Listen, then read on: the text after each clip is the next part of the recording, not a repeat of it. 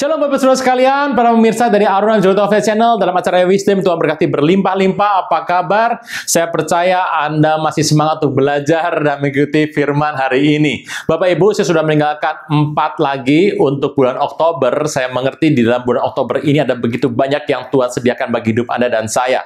Kita sedang merayakan anugerah yang besar yang Tuhan berikan dalam hidup Anda dan saya. Anda siapkan catatannya, Anda siapkan alat tulisnya, Anda bisa mengulang-ulang kembali untuk Anda belajar. Bapak Ibu, anugerah Tuhan tidak pernah lepas dari hidup Anda. Saya berdoa, biarlah roh, jiwa, tubuh Anda diperlengkapi oleh firman Tuhan semakin maju dan semakin kuat, dan Tuhan memberkati Anda dalam apapun yang Anda buat. Tuhan jadikan itu berhasil.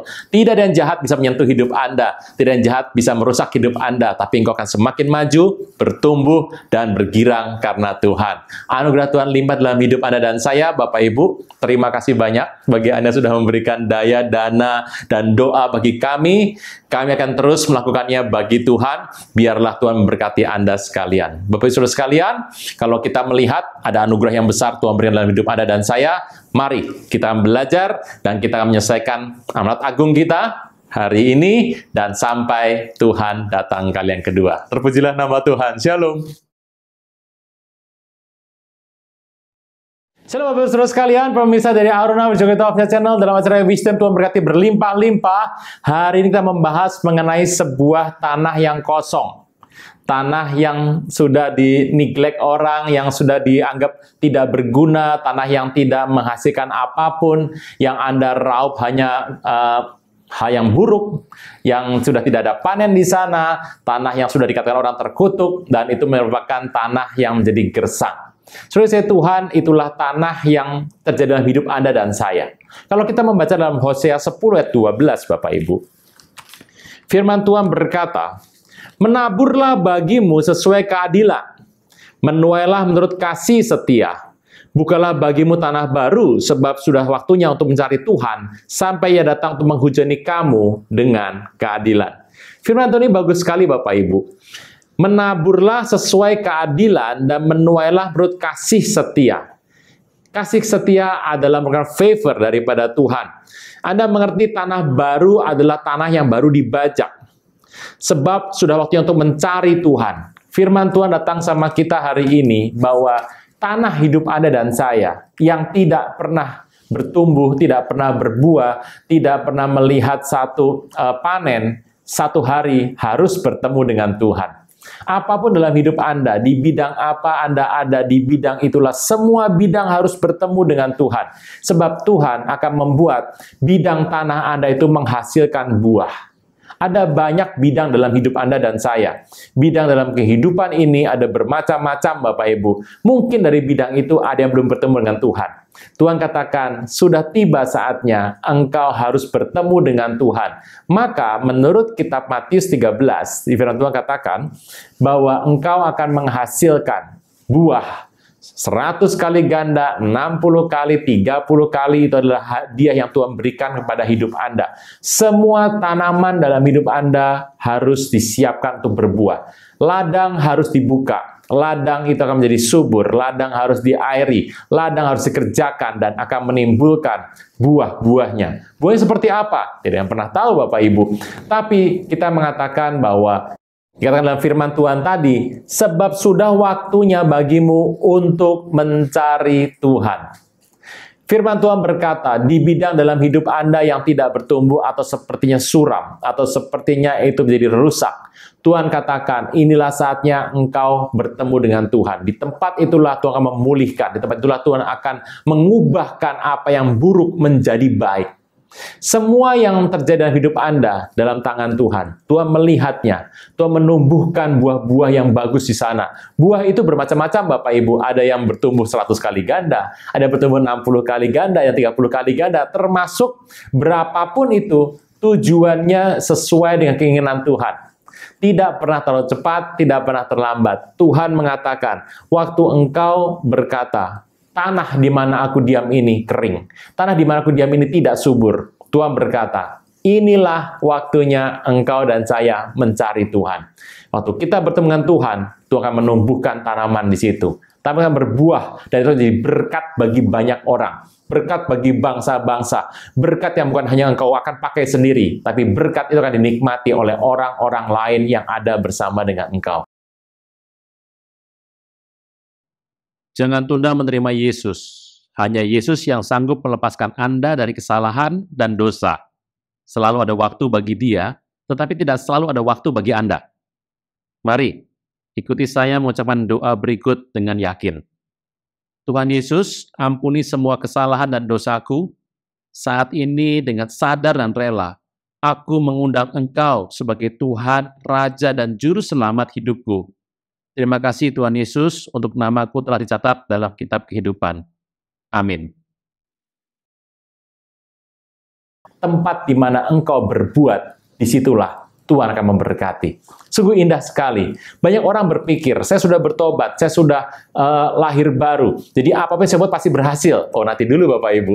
Bukan seperti itu. Tidak seperti itu. Firman Tuhan berkata, semua daerah dalam hidup Anda dan saya yang Anda temukan, yang tidak subur, Anda harus bertemu dengan Tuhan pada hari itu ketemu.